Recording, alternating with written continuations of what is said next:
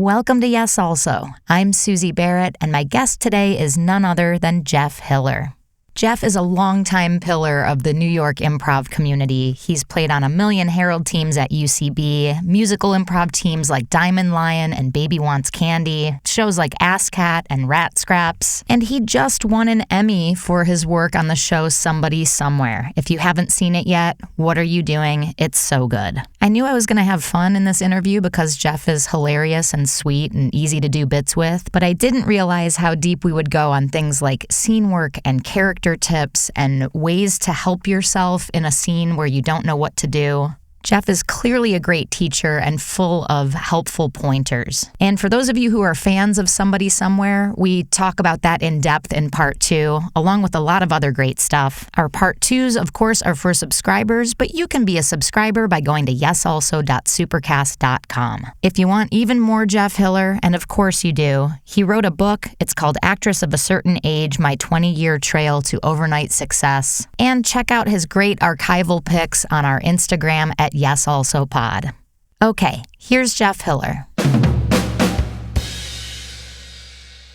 I'm so excited to have you here. I was just saying off pod, I wanted to save this for the pod, but congratulations on your Emmy. Thank you. Yeah. This feels inauthentic because you said this already. Oh my God. That's why I had to own up to it. I felt really paranoid.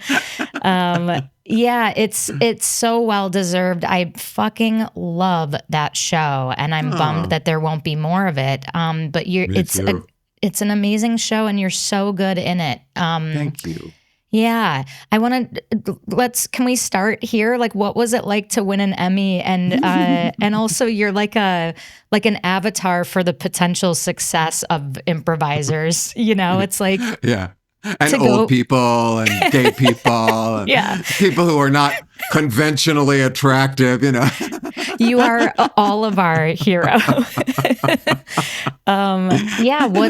Tell me about going from doing improv in basements to standing on that stage collecting that award. I think you know it. You know that journey just as well as I do, which is just like you just got to keep putting your foot in front of the other and keep going, even though, how many improv shows have we done for free? Right. So, like thousands and thousands. But, and we're always auditioning and we're always like hoping. And sometimes like, I keep thinking about like the people who like got a pilot and like, what a humongous deal it is to get a pilot. And then that pilot doesn't get picked up. And it's like this huge accomplishment that literally no one knows about. Right. It feels so, just like by chance, by luck. And like the award part is just like, that's even more crazy luck that just fell into my lap. Because HBO, it's not like they were like working against us or anything, but they were kind of like, oh, the show's over. We're not going to like push this show. We're not going to try anymore. Yeah. And so like I think the only reason I got nominated for an Emmy period is because my book came out June 10th and the Emmy like voting period or whatever was like June 16th or something. And so I had been doing all of this, tons of podcasts being like, buy my book. It's about how it's hard to be an old actor. And I think a lot of old actors listened to that and just voted for me. But then the actual winning of it was really fun. That was great. I want to hear about that. But really quick, what I'm hearing and what you're saying is that the key to winning an Emmy is doing podcasts. That's what it sounds like. It's all about the podcast. And that's why I'm back, baby. I'm back. And I'm older than ever. Exactly. Give me a second gold statue. What was your percentage of expectation going in, or like? I wasn't even. I know it sounds like disingenuous and like a lie, but I truly was like, oh, I'm not going to win. This is just me. getting to go to the party. And I've never been to the party because I've had friends who've been nominated for an Emmy, but none of them won. Right. They all go to the party and they have a blast. And it's like, oh, yeah, they're nominated again. Yeah. And like, it was when I got nominated, people were like, how did this happen? So I was like, and more than, I'm not lying to you, more than one person was like, well, the nomination is your award. The nomination is your award. And my manager was like, it doesn't matter. People don't even remember who wins. Everyone consoling you before the event. Yeah. But I was so not expecting to be nominated at all. Like, it just wasn't even on my mindset. And so I kind of was like, I was sort of just like, oh, this is going to be so fun. We're going to get to eat food for free. Yeah. Oh my God. Which, by the way, they don't have food there. They don't have food there. Isn't that crazy? No.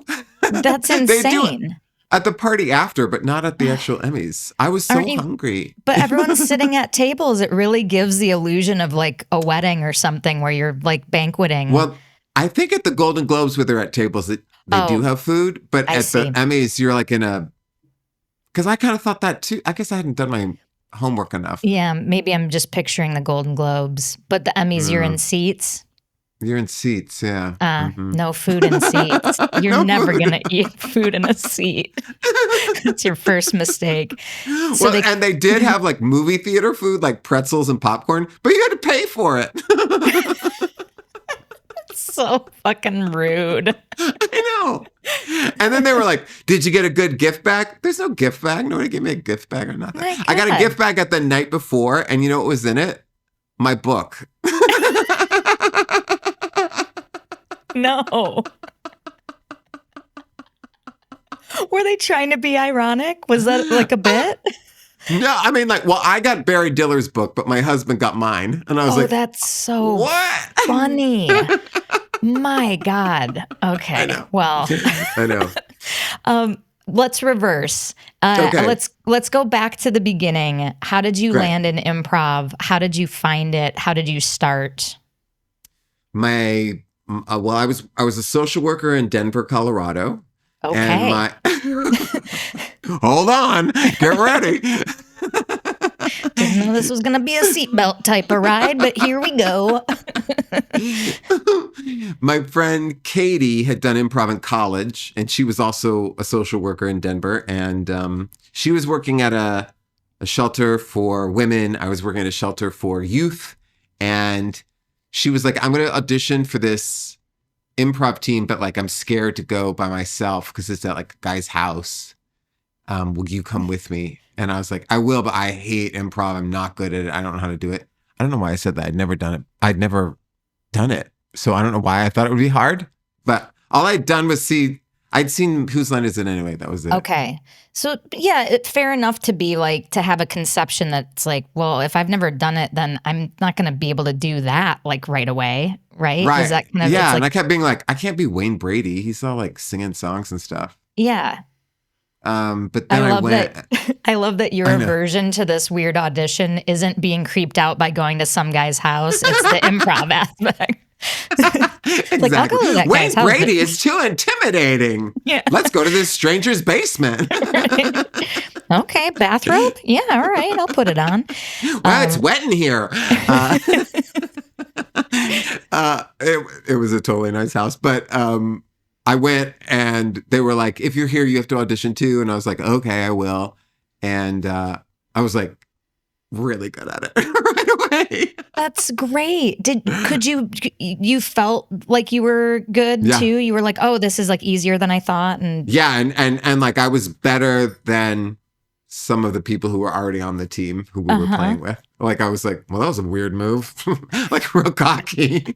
And I know I am not a cocky person. That is not who I am. And so it was like, wow, I'm good.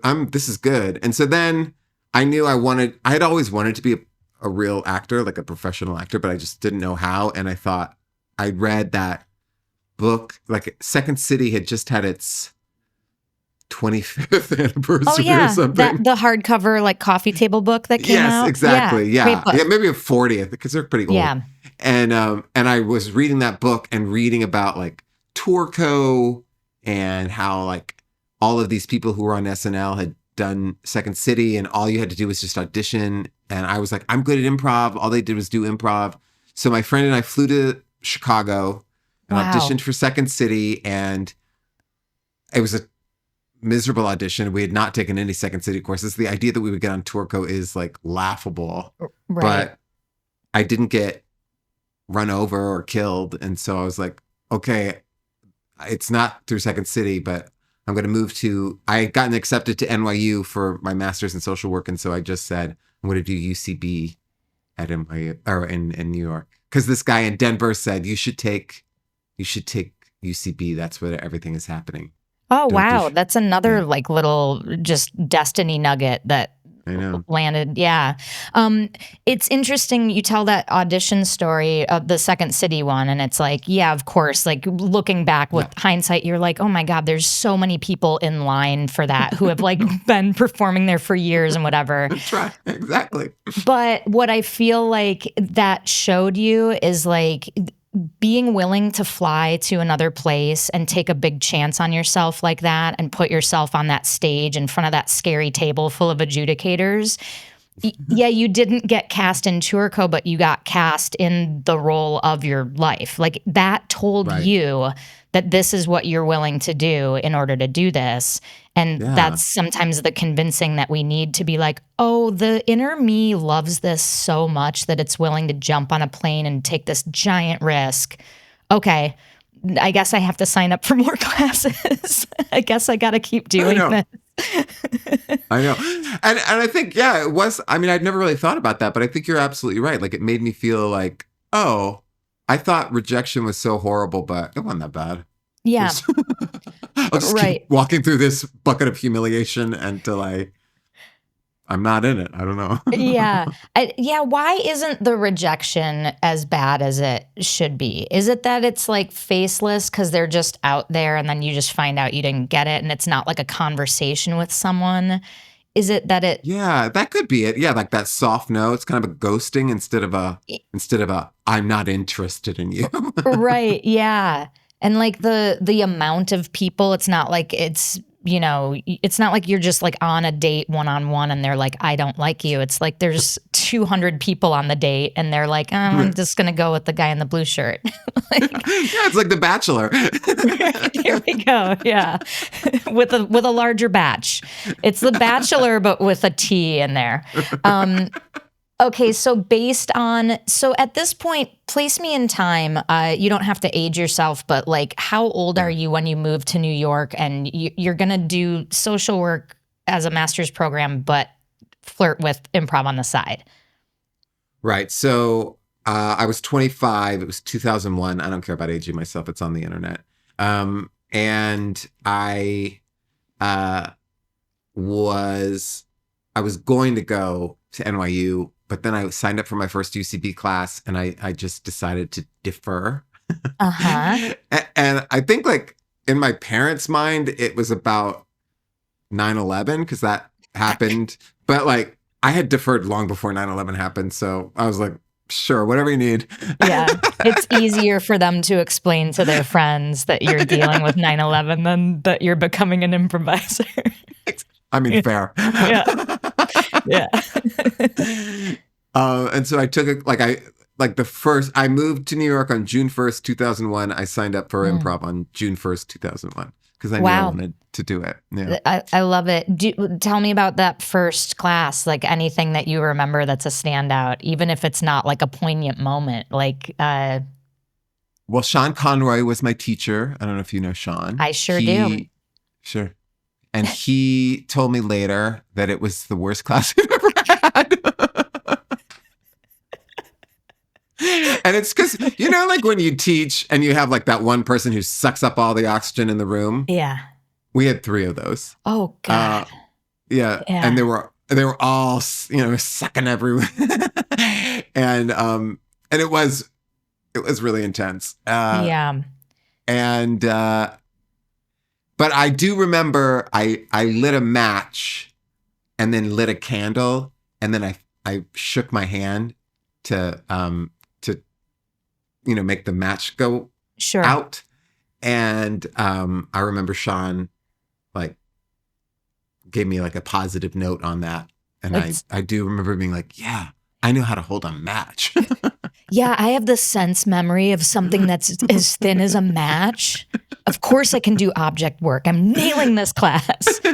I do feel like this is like such a sort of embarrassing brag, but I do feel like I'm really good at object work. I love that.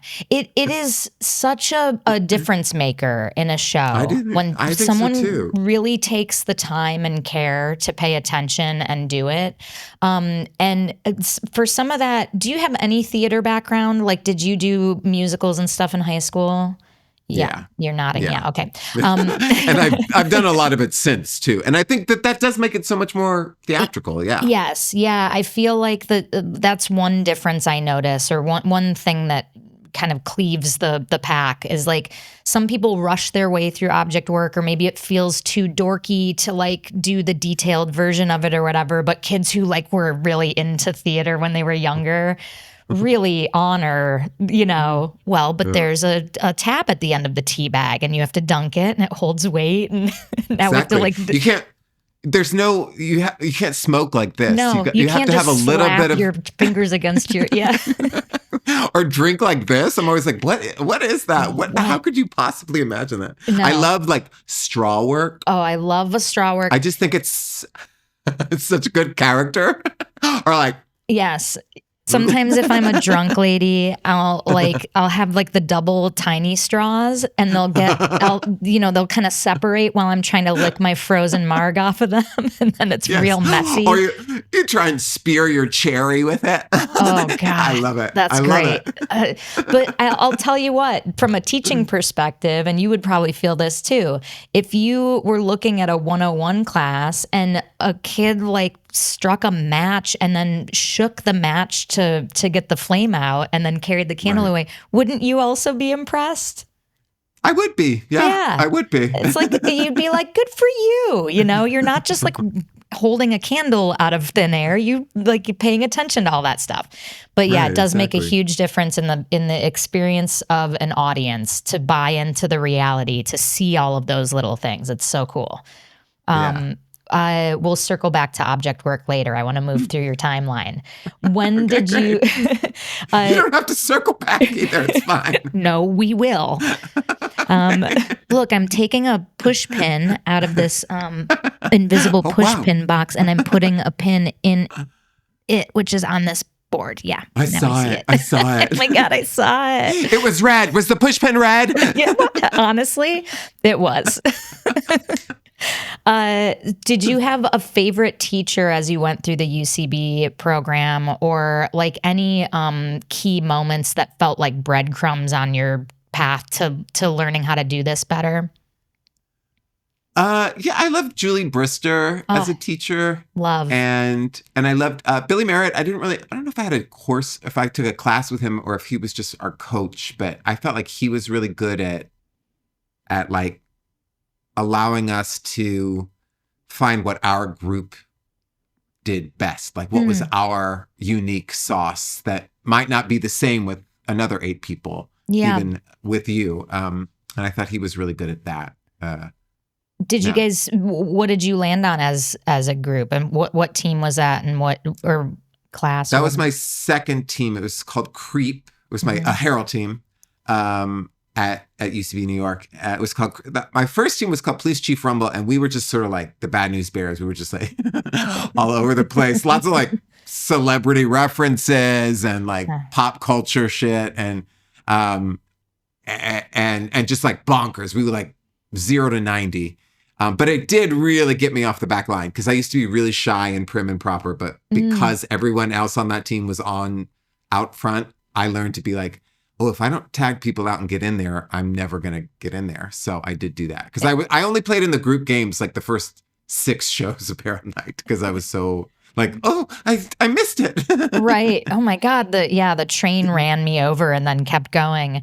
It's cool that it had that effect on you, because it in some players, it does the opposite where it just makes them shut down and some of them quit. But it's cool that you were like, nope, I'm going to tag and get in there and figure it out.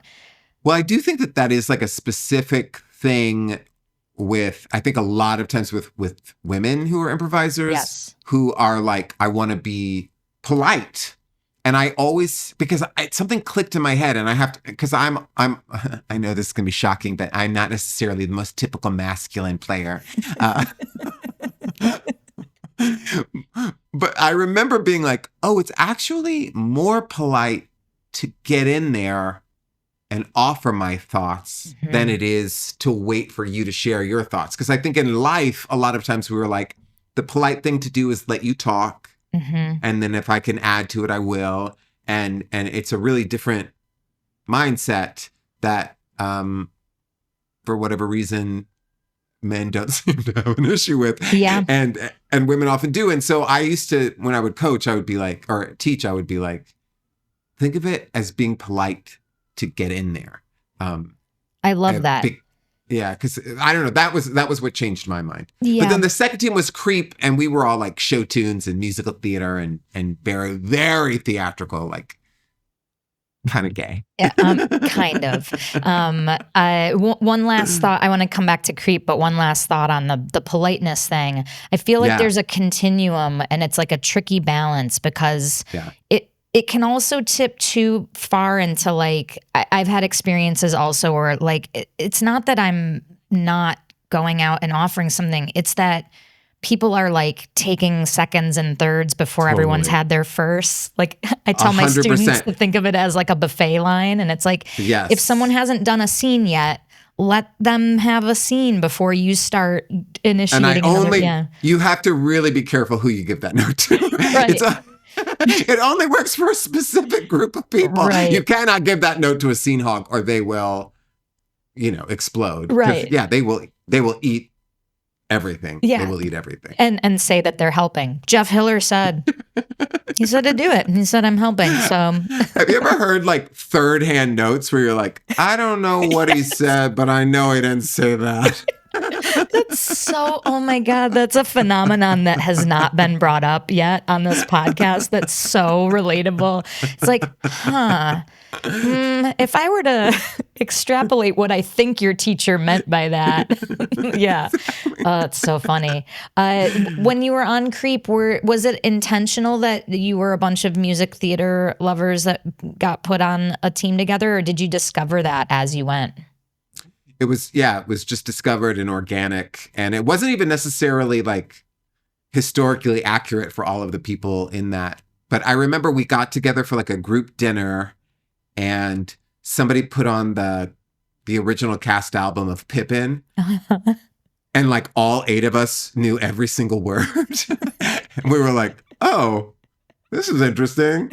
So I remember Billy would be like, okay, so work that into your edits. You're so theatrical. Let's find an edit that's sort of like theatrical too. And so instead of just doing a sweep edit, like we would come forward and repeat the last line a lot, and then sort of organically morph that into the next scene. And, or we had all sorts of different edits over the few years we were together that were like kind of interesting and theatrical, or like sometimes it would be like, we had one called like a dance edit, where we would like move your body in a way that somebody had just moved their body, and you would try and then it would heighten for 8 minutes and then end in, God, I hope I get it.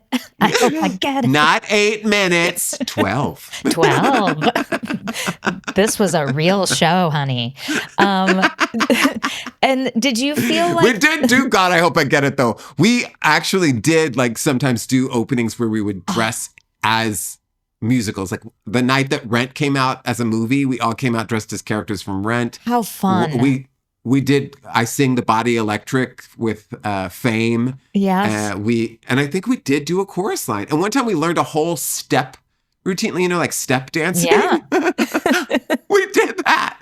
God, what a playful, lovely team to have like accidentally all landed together on. Yeah, that's great. Yeah, it was great. And good note for all the coaches and teachers out there listening, like to lean into what a quirk or eccentricity of your team is, and grab it and make it an asset and make it a unique thing. More, not less. More costumes. So again, you got to be careful who you give that note to. Right. Yeah. Yeah, unfortunately, it's too late. It's out of the bottle. The ears who were not meant to hear it have already taken it and run. Yeah. So where does your journey start to formulate into like, oh, I'm going to do this for my life. I'm going to be a teacher. I'm going to make my own shows. I'm going to where does that start happening? Like the day I signed up for 101. I mean, truly, I already knew I wanted, I was like all in. But I remember in the same way that I felt like it was impolite to like, get out on the floor or like tag in or anything. I also felt like it was like I needed to like earn the credibility before I started coaching or teaching. And so I waited until I was on my second improv team, and I was on my first improv team for 2.5 years. And then when I was on my second, like after about 6 months, and we were kind of like the star team, I was like, I'll start coaching. And then about a year later, I asked if I could teach, and they said, yeah, whatever. They said, you don't teach already? Exactly. That's what happened with me. Like years of people being like, why don't you teach at UCB? Like you're such a great coach. And I was like, they haven't asked me. And then like the head of the training center was like, you don't teach? It's like, yeah, no. It's like, fuck. They're like, oh, we just thought you did. It's like, well, no one asked me. I know. And it is one of those things where you realize like, oh, I kind of have to like, I have to put myself out there, It's kind of like an audition too. Yeah. Right. What would you say is your teaching style, or do you have kind of an angle of like things that you value the most about scene work or improv that you kind of lean towards, or is it all over the map? Well, I am kind of big on object work. I love working with character. And finding your game through character. And my big thing is I always want a character to have a point. Like sometimes I'll be like, so what was that character? And they're like, British. And I'm like, that's not a character. Red sweatshirt. Right. I know. I'm like, what? Old woman. But I'm like, who is this old woman? Like, because I think a lot, like the thing that makes me like, well, first of all, I'm always nice. I don't like to be a mean teacher. I'm not one of those people who's like, I'm going to give you notes till you cry. I don't think that offers value. But I really do like to find out what point of view is for each character, even if it's like I'm basically paying myself. But what is your unique point of view? Even if you're not doing an accent or shaping your body somehow, what is this character's unique point of view that makes them either different from you or special or unique or unusual about the world. So like if it's an old woman, like, is she an old woman who's like, I love eating. Eating is the thing that makes me have life. I mean, the sort of like the one you see all the time is like, I'm an old lady who loves to fuck. You see that in every classroom. But art imitates life. Every time I encounter an old lady, she is trying to fuck me, and it's wearing a little thin, let's just say. Me too. Hashtag. Mama me too. But sorry, but you're saying like, I love that example of like, food gives me life. Because it's a little more specific than like a general macro thing, like I'm grumpy or, I don't like anyone, which is also still a valid point of view. And I know people like that are like, the older I get, the less I trust people, But which is so true. But see that I was going to say, but you need a why, but then that's the why is right there. The older I get, the less I trust people. Because that's something that you can actually play. If it's just like, I hate everybody, it's not quite specific enough to really be able to play it. Whereas if it's, I hate everybody because I have a canker sore, then your team can be like, I got to get out there and be like, hey, everybody who wants orange juice, or like they can help you if you have that more specific why. Yeah. I think. Yeah. And even if, great example. Again, like there are ways that the back line can help aggravate your character's thing or think that they're helping, but they make it worse. Like, oh my gosh, I didn't realize you had a canker sore. Well, don't tell everyone. Oh, sorry, I won't tell. But here's some canker sore medicine. And there's a canker sore store down the street, you know. It's called the canker store. It's called the canker store. See? Oh my God, we should be on stage. We gotta get on one. How do we do it? When you play characters, like when you're standing on the back line and you jump off to initiate a game, are you always, for the most part, starting from a character point of view as like your inroad to the game? Or is it dependent on like what premise you're pulling or what kind of show you're doing? I don't know, but I don't think it's dependent on the kind of show I'm doing, but it is dependent on, the premise. I think the premise usually, like if I'm starting a scene, I actually sort of rarely start scenes. That's kind of my own weak spot. Yeah. I'm really more of like a receiver. That sounds like I'm some code word in heated rivalry or something. But I am usually, I wait for them to give something, which is... you're an improv bottom. You can say that. I'm an improv bottom. But I do think that is going against the note that I was trying to give earlier, where it's like, I think I'm being polite when really I'm kind of being rude by not initiating. But if I do have a premise, it will often inform the character. And I'm usually very good at like picking a character sort of immediately when I hear the other person's first line. You know? That is, to me, that is an unsung skill. That to me is one of the hardest things in improv, is to receive an initiation and immediately like absorb the initiation, support it, do what the premise needs. You know, does it need you to call it out? Does it need you to be peas in a pod? Whatever. Right. And in addition, give yourself something to play that isn't just, milk toast. Your brain is processing, so you're treading water and not making a choice. And now you're 8 lines in and you haven't made a choice. And looks like I'm just echoing everything they say, and that's the scene. Whoops. To make that strong character choice right away. Do you have any tips about that, or does it just take... I used to tell my students, no choice is wrong, but no choice is wrong. Oh, that's great. So don't get in your head about like, wait, should I be like a teenage girl or should I be the dad?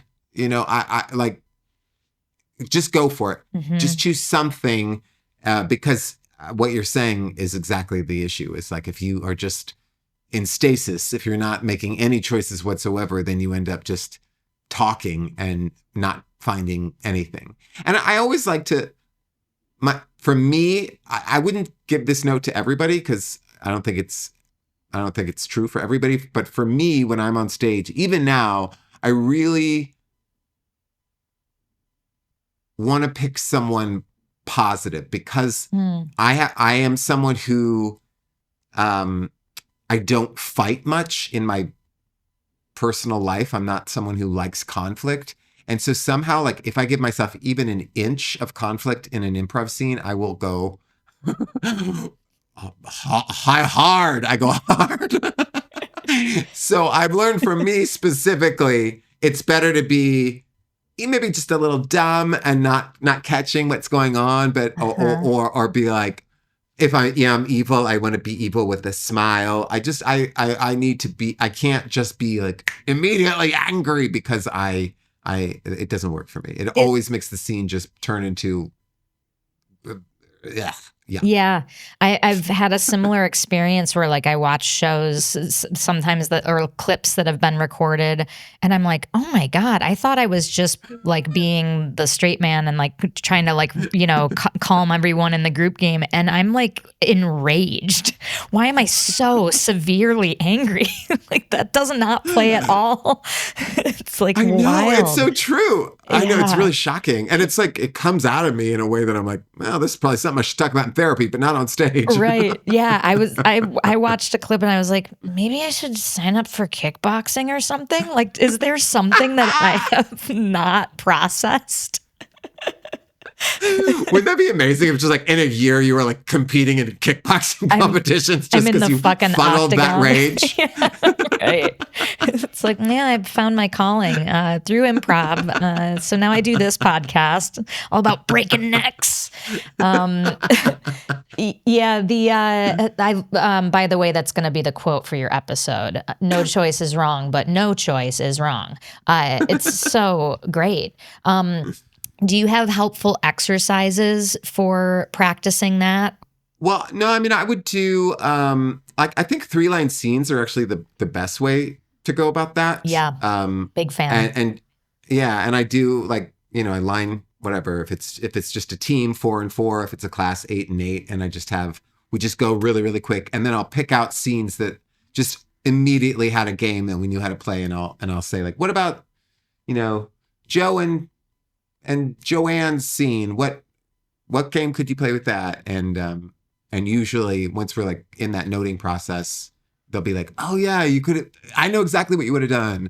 And I think that's helpful. And I also think practicing like, let's do peas in the pod. Let's do voice of reason scenes. I think is always a good thing to do too. Yeah, like isolating a type and running it a bunch so you can kind of like feel what that is and then isolating the other thing. I'm a big fan of doing a drill of short tops of scenes, but each one has an instruction or a focus, just to like narrow everything. Right. There's one other exercise I really love, which is like, I don't know what it's called, big emotion or something. And basically it's like, a person says a completely banal first line. Yeah, this is what Heather Campbell calls it's Tuesday. Yeah, the second person has a huge outsized reaction to it. Yeah. Yes, exactly. It's Tuesday. Yeah. And the other person has like a huge emotional reaction to it. I think that not only helps with making a choice immediately and committing to a choice immediately, but it also helps like shaking off just that like embarrassment of doing dumb improv. Right. If you're just like screaming because somebody said I made scrambled eggs. Right. I think it can really like be a nice breakthrough, especially for people who are shy on stage. Yes. That exercise is one of my favorites for a bunch of different skills. It also works the justification muscle. Because if someone says, I made you scrambled eggs and you're upset about that, we need to know why. And so do you, by the way. Like right away, you need to know why you're so upset that this person made scrambled eggs, So it's like, God, you never listen to me? Last night I told you I have an egg allergy and said you were listening but you were watching football. So it becomes about that element or whatever. Yeah. Yes, because when you have that emotional relationship, yes, exactly. That's so true. Like the why of it becomes the scene. Right. Yeah. And if you are just mad or sad that somebody made you scrambled eggs, it feels so odd to the audience and to your scene partner, because it's like, I'm sorry, are you an alien? Like, why are you upset that I did something nice? Right. The other thing it does is it gives the player, it's an automatic game machine also, because by saying something banal like it's Tuesday or I made you eggs, and having a big emotional reaction, now we have our unusual reaction and our straight man, because this person is unemotional at the start. So they don't care that it's Tuesday. So it's a game machine. But what it does is it gives the player with the big emotional reaction, it gives them the choice as the scene goes on to choose like which way they play and heighten that game. Is it as narrow as you don't listen to me, or is it that like everything today is making them upset because they're so tender because they just watched Steel Magnolias and so they're crying at every act of love, So like No, that's my love language. Right. Yeah. I can't, not today. it was on and I had to watch. But like, you know what I mean? How it's like every game kind of offers you a dealer's choice about like, well, how narrow or how wide is that road? Is it that it's this specific thing that upsets you, or is it that everything is causing that, you know, and is it that it's you, or is it the other person, or is it this day, or what is it? But I think all of that can be in the justification. Totally. Do you have a favorite emotion to play when you're making a big swing like that? Well, my favorite would be outrage, but I can't go there. You've banned yourself. Yeah, I like fear too. I think fear is kind of an interesting one, and I like to make it not just be like those eggs are haunted, but like, or actually, those eggs are haunted is kind of amazing. Actually, yeah. I guess what it is, I don't want it to make it like I'm afraid of eggs because I have an allergy. I want it to be something a little bit like twisted, you know, like those eggs are haunted. You're not supposed to crack them. I got those from the guy who gave me those gremlins. That was the one rule. Oh my God. Please tell me you didn't do it after midnight, please. Please. Tell me you didn't eat them with a fork. If you ate them with a fork, the house is cursed now.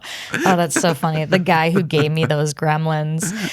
Also that in your version of gremlins, he didn't buy an innocent mogwai. Like he just got the straight up gremlins. No, I got, Spike. The Mohawk the one who had already eaten. Yeah, exactly. Oh, that's great. For part 2 of this episode, go to yesalso.supercast.com. If you like this podcast and you want double the content, head over to yesalso.supercast.com and subscribe. You can also help us out for free by subscribing to us on YouTube and talking us up to your improv communities. If you have a question that you'd like us to answer in one of our Q&A episodes, or a topic that you think would make a great bonus episode, put it in a 5-star review. If you're a theater who would like to host us for a live recording and improv show, let us know at yesalsopod@gmail.com. A very special thanks to our producer, Ryan Rosenberg, audio and video editor, Brian Kessler, and Britt Faye, who does our marketing. Thanks for listening, and we will see you next week. No, we won't, Suzi. That's not how podcasts work. They won't even see us. They will listen to us. So it's actually the opposite of both things you said. Thanks for listening, and you will listen to us next week. Maybe. We don't know.